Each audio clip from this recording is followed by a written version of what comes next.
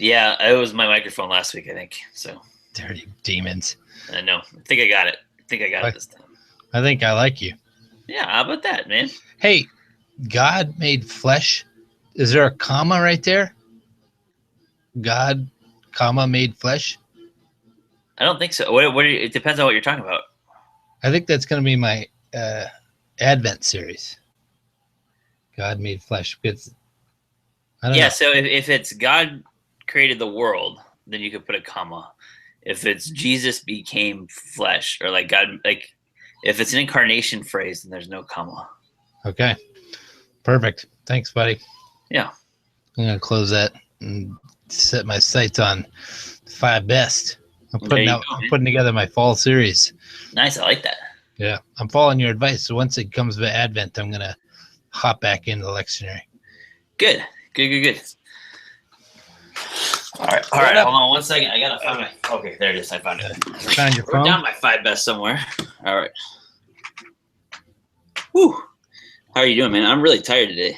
I'm doing good too. I like that we have my headphones on because last time we were up there and you're like, "Hey, how's it been a bit?" And then I was like, "What?"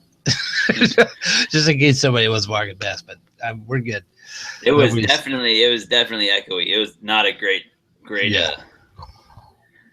episode for sound quality. Yeah. Are you recording yet? Yeah. Yep. Right now you're recording? Yeah. Well, let's not waste it. That's right. There's only so much tape. I use all of this stuff. So, it's like the Native Americans eating buffalo or whatever. Like, I'll use everything. Oh, my gosh. Yeah, I'll use it all, man. Is it my turn to start or is it your turn? It is your turn to start. Gosh, I can't believe I still don't. Well, you got it last week, and I didn't give you enough credit for that because I know how hard that is for you. Okay, this is 5 Best. I'm Jason Griffiths. I'm out here in Muskegon, Michigan. This is my friend Greg Richards. We're buddies from ages past, and we take this opportunity to go through the 5 best things that we've encountered, discovered, or whatever the last week. It's really just an exercise in Greg and I's friendship, and we get to talk to each other once a week and just bounce stuff off each other. So thanks for listening, and if you haven't already, subscribe, tell your ma, tell your pa, our love's gonna grow. Ooh ah, ooh ah. That's Bob Dylan. No, that's a great intro, Jason. Thank you. Yeah, thank you very much. Thank you very much, sir. I'll start off with the family one, Duck Lake Channel. There's a thing about maybe 10. I don't know how long does it take. It's about 45 minutes by car. How many miles is that? 45. It depends on how fast you're going by car. About 50, 60. It's a little less. It's 45 miles. I was a math major once. But anyway, about 45 miles north of us, there's a Duck Lake. Sorry, I got to turn off the music. My Blue Oyster Cult is playing in the background. Hold on. Oh boy. Can you hear it? No. Really? Well, I could actually. Now that you say it, there's like a faint. I put the microphone up to the speaker, and then did you hear it? Before you give the rest of your number one, what's the best Blue Oyster Cult song? I don't even know. I don't even have the best one. Isn't The Reaper by those guys? I do feel like it. It sounds right. Yeah, but that's the More Cowbell song, right? Yeah, I think so. And then this is the double live thing that they got, and I just heard a really good track. I forget what the name of it is. Hold on, let me stop this thing. All right, there you go. Again, riveting podcast. I think people are gonna love this. I can't go. I ain't got you. That's the best song on this double disc or double record thing. I think. That's the end of the story. Okay, back to Duck Lake Channel. About 45 miles north of us. I'm on Muskegon Lake, which has a channel to Lake Michigan. But you boat through it.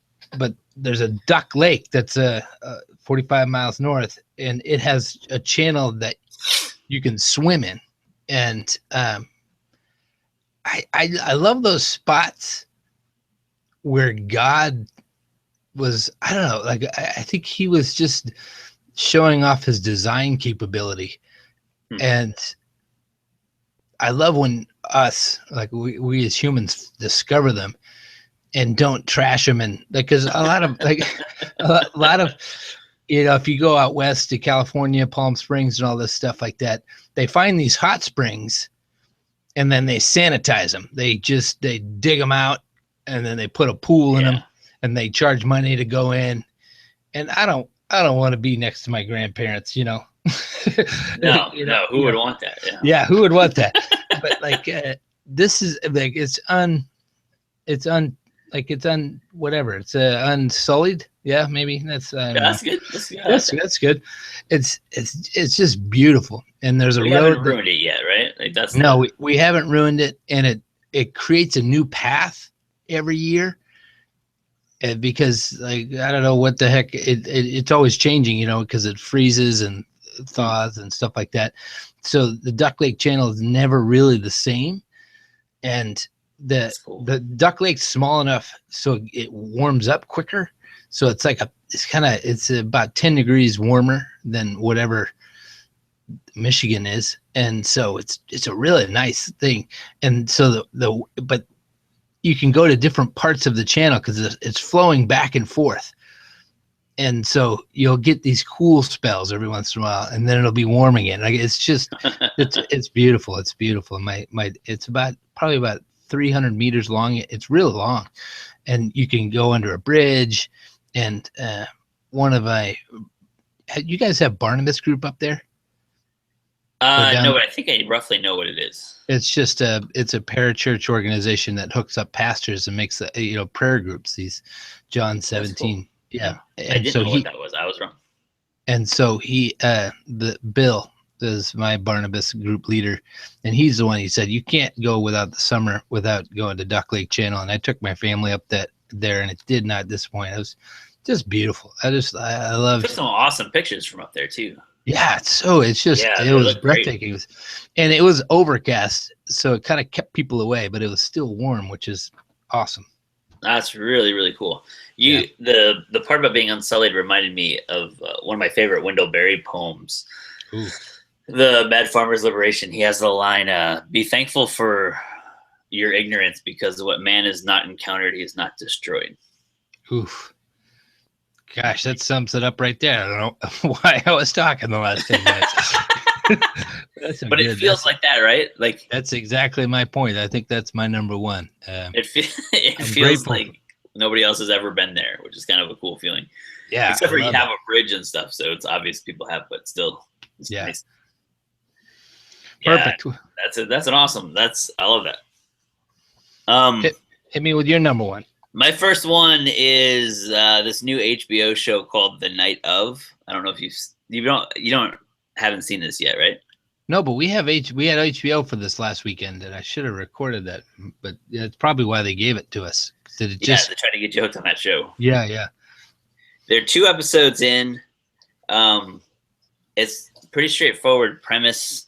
There's a murder. It's one of these it's going to be a crime show.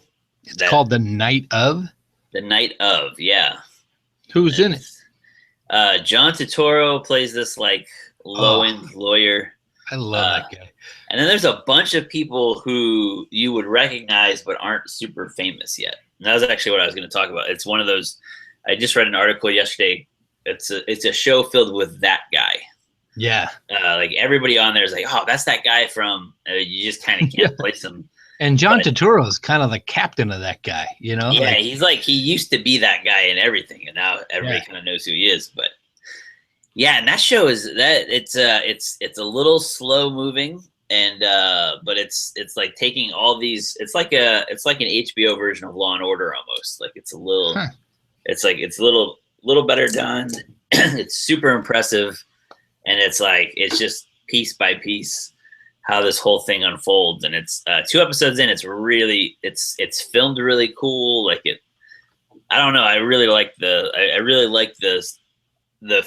vibe of the show is really cool, and the dialogue's good. It seems really timely right now too. Like that's the other part of it. Like it's centered in a police station largely, and then prison and courtrooms, and it's just with everything else going on in the world. Like it's like, man, they kind of nailed the timing of this thing. there's a guy that you kind of instinctively root for that's been charged with this crime that you're just not sure he did, but you're not sure how he could have not done it. Like, and it's just it's an interesting premise. It's played out really well so far. I hope it doesn't go off the rails, but so far it's really good. I think with John Turturro, you got a safe bet. I think it'll stick or it'll stay on course. And I'm having a trouble waking up. It's called The Night of. The Night of. Okay, good. I wrote it down. Okay, I want to watch that now. Have you ever seen the movie Rounders? Yeah. That's one of those movies that I think I've watched. I don't know, maybe 100 times. Because every time it's on or something, I can't not watch it when I see it. Like if it's TNT. My problem is I can't watch it and not talk like John Malkovich for the next 4 days. Still, the best Halloween costume of all time was this kid named Madison. His name Matt Perry, up in Jersey, and he went as that guy. The Russian guy. As the Russian guy, what's his character's name? I forget. I can't remember. He just had the sweatsuit, and it was awesome. So they just walk around eating Oreos all night. Yeah, that's fantastic. It was a just random reference. Yeah, yeah. Who watches that movie and says I want to go as that guy for Halloween? Yeah, out of the blue. All right, let's go to my number 2. Mine is Ray LaMontagne. He got his new album called Ouroboros. I think that's how you pronounce it. It's Ouroboros. I don't know if you're familiar with Ray LaMontagne. He's kind of sounds a little like Joe Cocker. He's kind of a throwback, and he's usually folky. But this new album is phenomenal. It's so out. It's like Dylan going electric. It's so different. Like he uses the same, he uses the same tools that are in his toolbox, but he just rearranges it in such a different way. Like he starts off a song, it's just, and I hate falsetto, but it's his version of falsetto. It's like a breathy, just kind of high, kind of sounds like Bon Iver. Like it sounds like a Bon Iver song. And then the second track in the disc, he breaks out an electric guitar, and it's like low and mean, and it kind of sounds like Hot Blooded or something. Like it sounds like Bad Company or something. It's just it's a total surprise, but really it shows his talent. I'm really impressed with it. I have seen him do one of those harder, like a rockier song live, and it almost needs the album, like it's his live performance. Yeah. I don't know if it's because my eyes can't catch up with my ears or something. I don't know. I saw him play it. When you saw it live. Yeah. I saw it like on a Colbert or something like whatever, one of those things. And I just was like, man, I don't think I like this. But then listening to it on the CD, I'm like, man, it's phenomenal. It's really, really good. I was so what of I know Dylan's usually the best example. But what's the album in your life where you listen to it the first time expecting it to be something else because of your history with the band or whatever, and you listen to that album and like, oh man, this is not what I was anticipating at all. You may have liked this Switch, or you might not have. What's that album for you? I think the first one was U2. Yeah. Right. Octoon Baby, I think, is the one where they just, I was like, wow. They went real electric, right? Yeah. And it just went. And a little after that was REM Monster. Do you remember when the Monster hit that? I do. I really liked Monster, and I didn't know the other stuff that well. So. Yeah, that's what I'm in the same boat as you. Like I had heard Automatic for People, Everybody Hurts, and that was a really good, solid, just really good album. But Monster really hooked me, which is cool. Yeah, it is cool. I'm trying to think. What about you? What was I was trying to think. Like that's why, because you brought it up, and I was like, man, I know that feeling you're naming, right? Or like what you're describing is, man, I like this artist. He always sounds the same. And then there's this new album, and it's like, oh, I don't really know if I like that sound. It actually might have been Switchfoot for me. Oh yeah. They had kind of a transition in the middle, or kind of like a growing up into their music, and they lost that punk surfer vibe. Yeah. And I really liked the punk surfer vibe, and then it was like, oh, okay, I could get into this. Like maybe trying to remember what that album was. Beautiful Letdown. I think it was Beautiful Letdown. It was like a huge departure in some ways. They added the guy from Mortal, the Asian guy, Jerome. Yeah, that's right. So yeah, I like that album. That's one of those ones. It's probably my favorite album now, but it's like at the time it took me a couple listens to get used to not sounding like Switchfoot the way I thought. But that's it's a weird feeling, right? And yeah, part of me always I know so the other example of that is Historical Conquest of Josh Ritter. Oh yeah. Is an album that doesn't sound like any of the other Josh Ritter albums. So for me, the problem is I learned that one first. Yeah. And then when I dove into his new stuff, it was like, oh, this doesn't sound like Historical Conquest. But everybody else, like a lot of my friends who love Josh Ritter, went the other way, where they're like, man, wait a second, this doesn't sound at all like Josh. But I think everybody's come around on it. But yeah, I love Animal Years. That's a good album. That's a wicked good album. So yeah, the Ritter. Yeah, I think we like it because that same stuff that we usually talk about. Just we love the creation. You know, like the NT Wright, what he talks about. You know, like participating in the art of creating. You know, that's what I like to see bands or artists just take a stretch. But there's cases where they take a stretch and it just tanks, you know? Yeah, that's what I was trying to think of too. Like I was trying to think of a band that did that. I was like, oh yeah, don't ever do that again. Smashing Pumpkins, I think, did that. Oh yeah? Yeah. I don't listen to them well either, so. They were cruising along and they did Melancholy and Infinite Sadness, just flooded the market with too much music. And then their follow-up to that was just too far outside the box. It was right around that Batman movie and Batman Forever or something, you know. And yeah, it just went.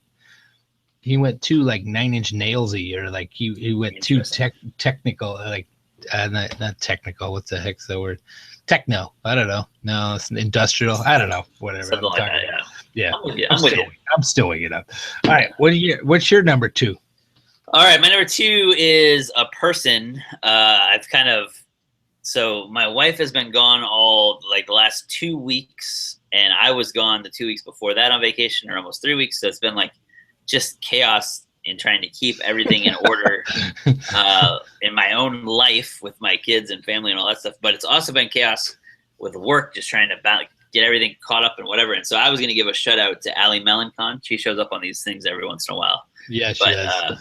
She just has done a ton of work. She's on vacation this week, which is good. But she's just done a ton of work this last like month, especially to just kind of keep everything sort of together, so that as I've come back in, it hasn't been just this like just chaos and things going nuts around me. And so I don't have to spend the rest of the month figuring out how to make up for the last 5 weeks. And I don't know. There's a bigger point there, and partly it's just she's really gifted at her job, and she does really good work. But it's people who are really gifted at their job and do really good work. Like it's impossible to really value them rightly. Yeah, you know, like it's just one of those, like having a partner in ministry who works that hard and that well, and keeps making the ministry look good over and over and over again. Like that's just a huge, I don't know. It's so valuable, and she said she does such good work with that. And her consistency, it's just character. Yeah. You know, she just comes through, and that's key.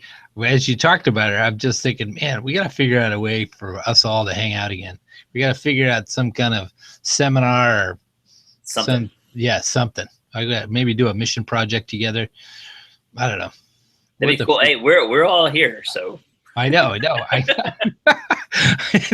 I know it's hot down there. It's a desert, but there's good Mexican. There's going to be a couple of months where you're going to want that. Can let's make a commercial break for El Mirasol. Oh.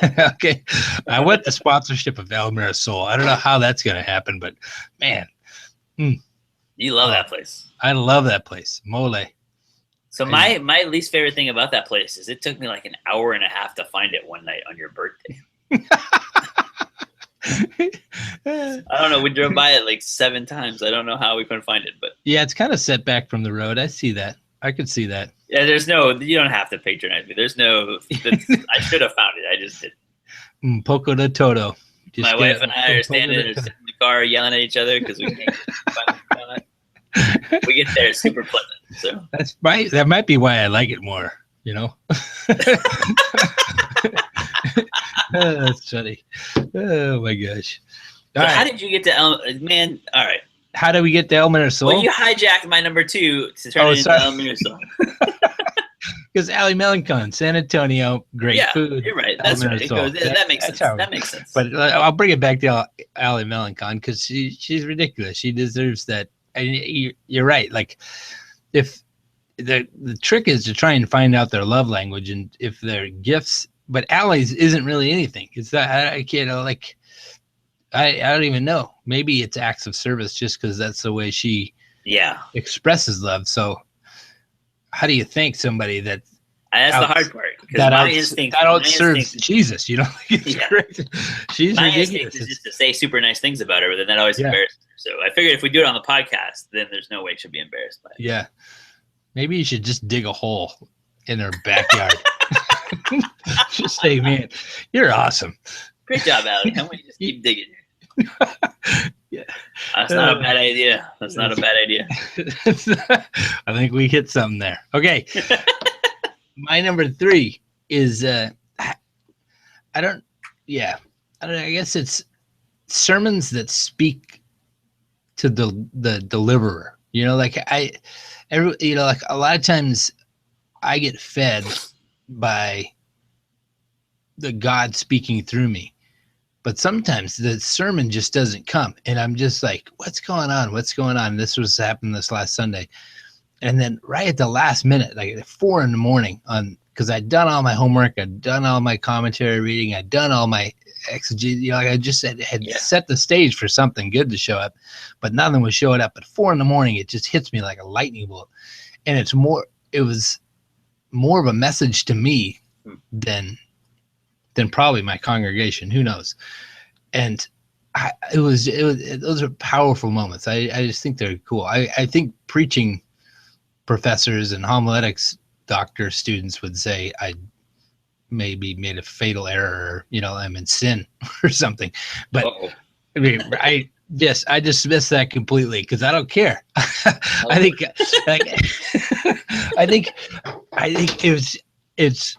it was just I have no idea how. There's people that have said, yeah, it was a good sermon and that kind of jazz. I've got my usual, like this was pretty good. Some people say, yeah, it's pretty good. That, it could have been better. This or that. But it's so, I felt blessed. I felt encouraged that. What was your sermon? It was just on, we're going through Ecclesiastes, and it was basically, close your mouth and listen. Yeah. He says that, don't make a vow. And so I challenged everybody to, I used your night vows. I made the point that we don't make vows very much. So I said, first we got to start making vows, and then we have to keep them really quick. So just sort of start with a simple vow. And so, but the second point was, close your mouth and listen, just stand in awe of God. That was the third one.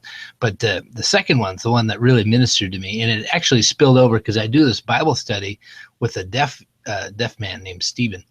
And we meet together every once in a while. And we write back and forth, and we're studying Romans. And just my sermon, I've shut my mouth more, because I talk too much. Everybody knows that. Yeah, so, true. Yeah, that's true. I confirm that. I'm with you. I agree that you talk too much. Okay. Listen, I'm not the first to say it. But I ended up closing my mouth to a guy that usually his mouth is always closed, because he doesn't speak really. He reads lips and writes and signs and stuff. But it really gave it kicked our little Bible study up a notch, because instead of just cranking along, I cruised. I just slowed down and asked him some stuff. I just asked him, do you think it makes you wiser the way that you have gone through stuff? The way you lose your hearing at birth, and I found out that story. Like we spent a lot of time getting to know each other rather than just cruising through the Bible and answering questions. And then it was the moment of like the fulcrum, like the tipping point. That's a shout out to a ministry we never had together. Never did. Was when we're cruising through Romans chapter 2, and we just go by sections. And I noticed something I'd never noticed before. Stephen can sum up a paragraph better than almost anyone I've ever met. Like it was like I preached the sermon to myself so that I might recognize in this guy that I've been meeting with for a couple of months a glorious, like a beautiful side that God had placed in him, because we study a paragraph, and I'd say, what do you think this means? And he would write this just sentence of, it was just a really good summarizer. That's awesome. Thoroughly impressed. And I think it's God, I love that God preached to me through me this Sunday so that I might see a beauty, because the Stephen guy, he's rough around the edges and he kind of rubs people the wrong way sometimes, but sure. It was cool. It was really good. That's awesome, man. Yeah. So that's my 3. So I had a really similar experience, and this could be my number 3 too. I had a similar experience, but I didn't have the direct payoff you had. But as I was working on my sermon last week, I just kept coming back to like our church has been trying to practice lament, and we've been talking about that a lot. And I used that too. We did the same song. Sorry, keep cutting you. Nice. No, that's awesome. And then shut your mouth, listen, Jay. Shut your mouth and listen, Jason. I'm trying to talk here.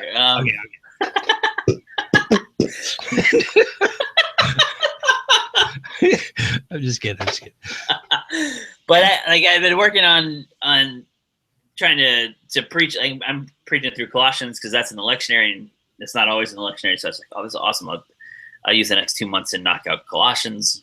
Nice. And we're in that section in Colossians 1 where it's the supremacy of Jesus and all this stuff Jesus has done, and sort of catching up all things in himself, including our sufferings and mission and all of that together. And as I went through the week, I was just like, man, this doesn't preach the same way as the other stuff, and it doesn't sound like this sort of mournful whatever, but it still takes some of that stuff into account. And then we had all the rest of the stuff happening in the world, in France and Turkey, and so as I got praying about it, I realized that my soul was really heavy, that I was tired and exhausted, and so I told them straight. I said, listen, sometimes when you preach, you're preaching to the choir on things like that. I'm sure there's nothing I'm going to tell you this morning that you haven't heard before, but you should know that once in a while, as the preacher just has to preach it for their own soul to hear. And so that was I did that same thing. So I preached the way Jesus is the King of the world, and what that means, and what it means to be kind of caught up in that, even when we are heavy, and even when we suffer, and even when the world suffers around us and there's pain. And so for me, it was just one of those, it was a sermon I felt I needed to preach for myself as much as for the congregation. And I don't know, it's the same kind of thing. I have no idea if anybody caught anything from it or if they cared about it or not, but for me, it was important for some reason. So. Yeah. I love that. I honestly, God's so worthy of praise for that. Yeah. I think you and I are cut from the same cloth in that if we're worshiping at any point in our sermons, I think that it satisfies, it satisfies in a different way. I love that passage of Colossians. There's a David Crowder song that he says, you know, every blade of grass will sing. And I love. That's a good thing to get lost in, because that's how I ended my sermon too. Just getting lost in the awe of God, like the awesomeness of. Yeah, that's cool. Yeah, that's good. Those are good threes, man. Yeah, our threes are killing it this week. I like that. I like that. We might as well just hang up now. Nope, I got 2 more on my list, man. We gotta get through this list. And I gotta dig a hole, so we gotta hurry up. I don't know if you caught it, but it was. We might have even already talked about it, because I don't know if I've talked about it with you or my sister-in-law, because you guys look very similar. But that makes sense. That's unfortunate for her. But the John Oliver, the last episode where he talks about it's Olympics, you know, and he is, you know, he shows this clip of this African American runner, and she keeps losing to these Russians that are doped up on steroids and all this other stuff. And she's in tears, and she says, because she lost the gold the last Olympics. She came in like third, I think. And then at the World Championship, she ends up running, and she's just out of gas, and everybody just blows past her, and she ends up just diving across the finish line, just trying to get third. And I think she got fourth. But she's just in tears, and she just says, I just feel like I'm running against robots. And I was I think it made the best, because it's not really the best, but it just moved me a lot. It's in the hustle. It's almost like pick a category, and our culture is so messed up. you know, like it's just like, what's behind door number 1? You know, the race relationship. Oh my gosh, this is still happening on a weekly basis. Door behind number 2. What we're like for entertainment, we're pushing all these people to take as much drugs as possible just because we want the most amazing show, you know. And then it was an interesting window into the depravity, and it was my ticket into lamenting, because I've been in such shock and awe, like in the horrible sense of awe, over all this stuff. I can't believe that stuff happened in France. I can't believe on Bastille Day, you know, like it's like, what, like why on their holiday, you know. And then the shooting of that African American down in Louisiana, and then the shooting of those cops. It's just let off the gas, evil, you know, like this is incredible. This is, and I've actually had a hard time, because it's almost too much to experience, to mourn. Like I have, and so it was weird that this little story of a girl being broken in attempts to do her best and being crushed by enhancing drugs. It was an avenue for me to let their sorrow in, and that's true, and lament, you know. Anywho, so feeling, sorry, it's a downer, but it's a 4. That's good. But that feeling of like, it just doesn't matter how hard you try. Yeah. Right. Like that transcends sports and other stuff, but just that the deck is stacked against you. I think that's underappreciated in the overall discussion on race in our culture. Yeah. That if you really feel like the deck is stacked against you, your ability to just keep mustering up hope, or to keep trying to believe something, or what, it can't last, right? Like it's impossible. Yeah. And I think you remember back a bunch of months ago, you mentioned this is why Trump is winning. This is why Trump is, and I just watched I didn't watch the first night, but I watched the second night of the Republican convention, and they're playing into that Yep. Most definitely, especially Donald Jr.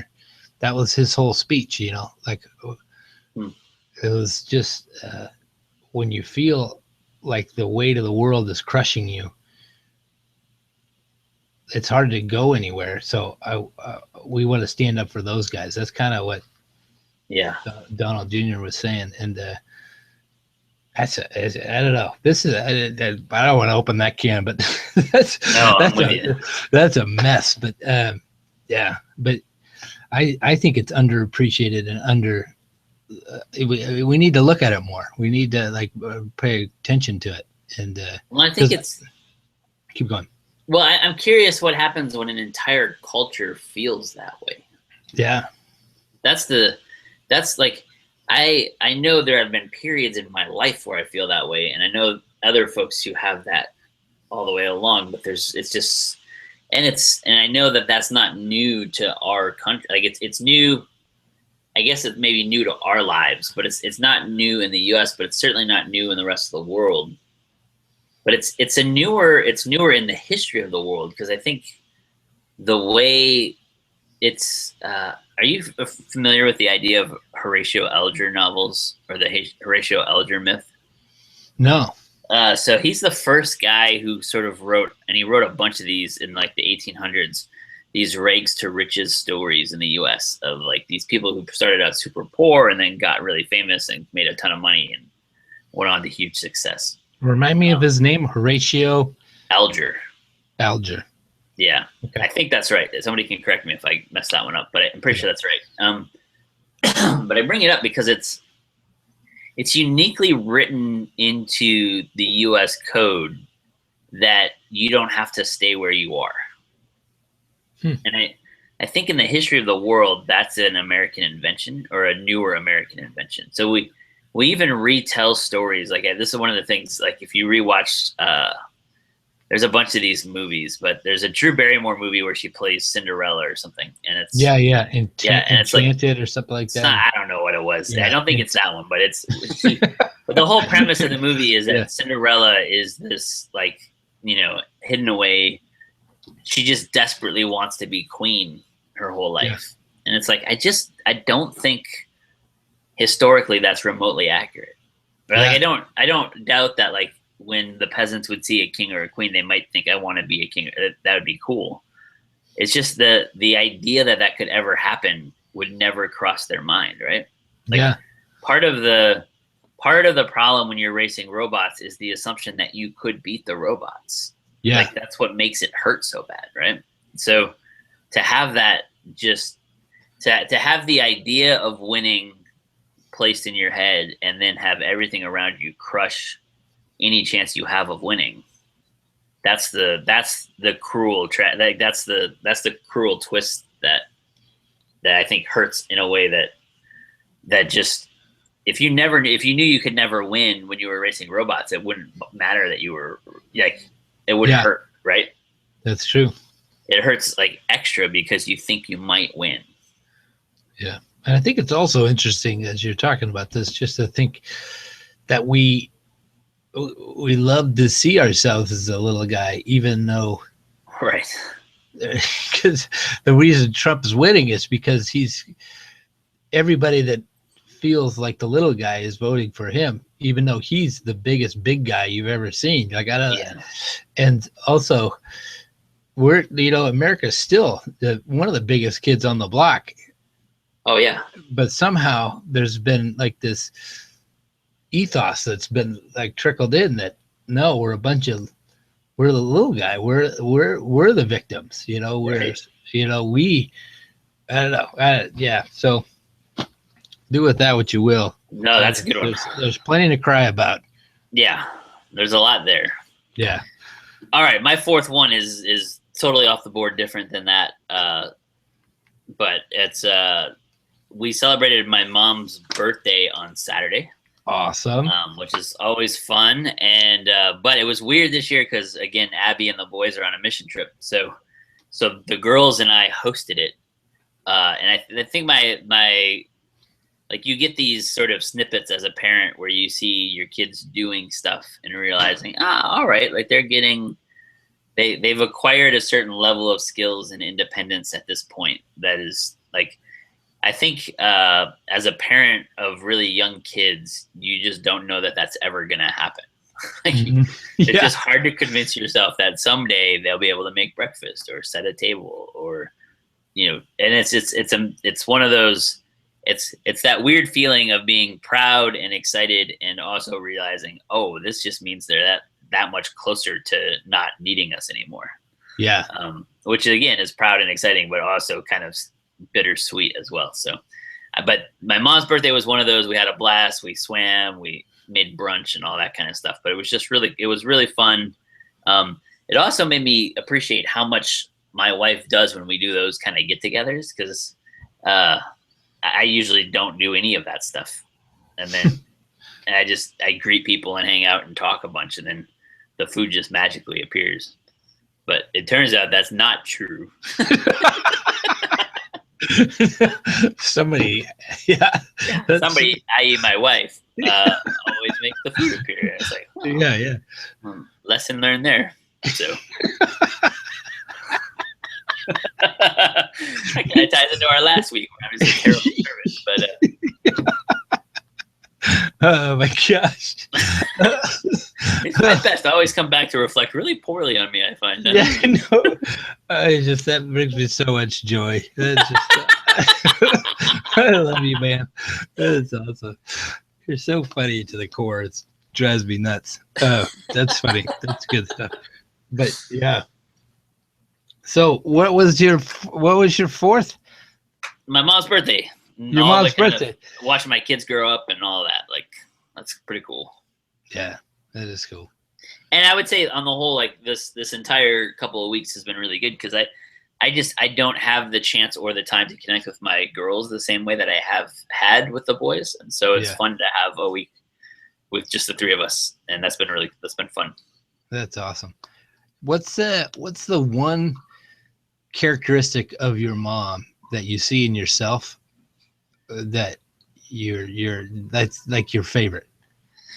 Oh man. So between my mom and my dad, I'm not a lot like my mom, generally.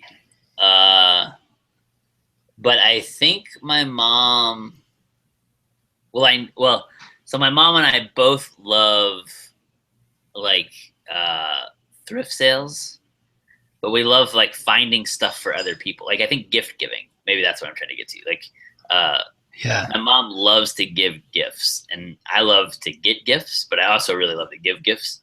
And so I think that's something I probably got from my mom, which is I love taking care of people by giving them. I love looking at a store and like thinking about somebody a lot, and then stumbling across something that I know they'll like. Yeah. So your mom would be like the one that would pack the university t-shirts, that you brought me. Yeah, exactly. That's cool. That's a cool attribute. That's a really good one. And she's super generous in a bunch of ways and super giving in a bunch of ways that I'm not, but that would be one I would aspire to. But then the gift giving thing is something I think I must have got from her. Awesome. Praise God for Mrs. Richards. That's right. Bam, bam. All right. My number 5, I don't know. It's a toss-up. I think let me pray about this for a second. I'll do this. Celebrity Family Feud. There's it's all over the top 5. My 5 best are all over the map. That's for sure. But that's good. That's good. Good week. Yeah, that celebrity. Have you seen that Celebrity Family Feud? I've seen some clips. I haven't sat down and watched the whole thing yet. I really like Family Feud anyway, but I'm with you. That's just beside the point. I just love when families just like feud, bicker, and go and ask questions. So that's good. Steve Harvey, that guy's a genius. I think he's hilarious. He's really good at that. Yeah, he's a really funny guy. But they had Tony Hawk on, and that's cool. Tony Hawk and his family, and Tony Hawk was standing next to his. It was actually his family? Yeah, it was his wife and his couple of kids and stuff like that. I didn't realize that. That's cool. Yeah, I thought it was just like a panel of celebrities against another panel of celebrities. A lot of times it is. Like Snoop Dogg brought, some rapper friends, and boxers. It was boxers versus boxers and stuff like that. But Tony Hawk and his family, he's standing right next to his son, and his son's like 12 or 13 or 14. I don't remember which. He's really young for the show. Like I think he's probably the youngest person I've ever seen on that show. So he's missing all these questions, and it was one of their.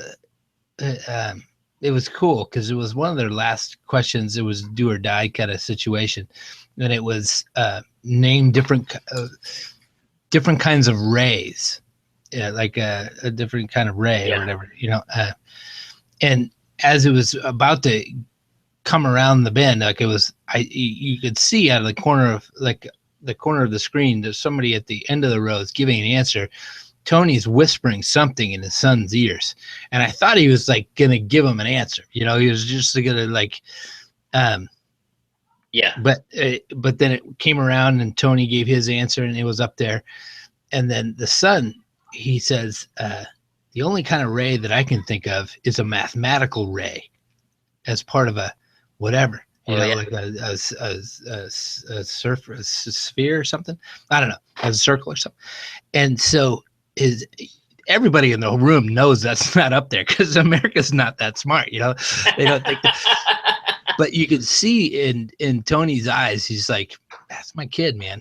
I'm proud of that guy. And he just leaned over, and he obviously hadn't been whispering any answers, but he whispered. He's probably just saying, "Good job, man. Just throw it out there. Just do it." And anyway, it comes out that they end up winning, and then it's Tony and his son doing the final thing, like the final, and the son only gets like 70 points, which isn't, very much. Not a lot, but Tony comes through and makes the thing happen. It was just cool. I really liked that. There's a little snapshot in time of that Tony Hawk guy. He's a wicked good skater. I'm glad he made it through that drug stuff because he kept clean, and it was a cool little snapshot into that father-son. And I'm a sucker for father-son relationships.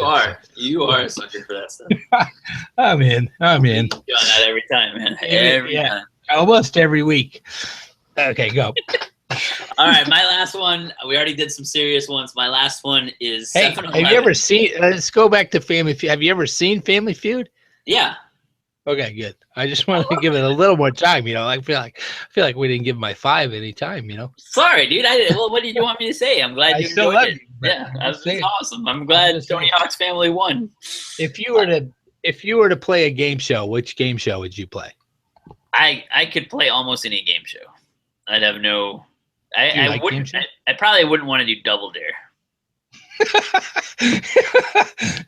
That's probably about.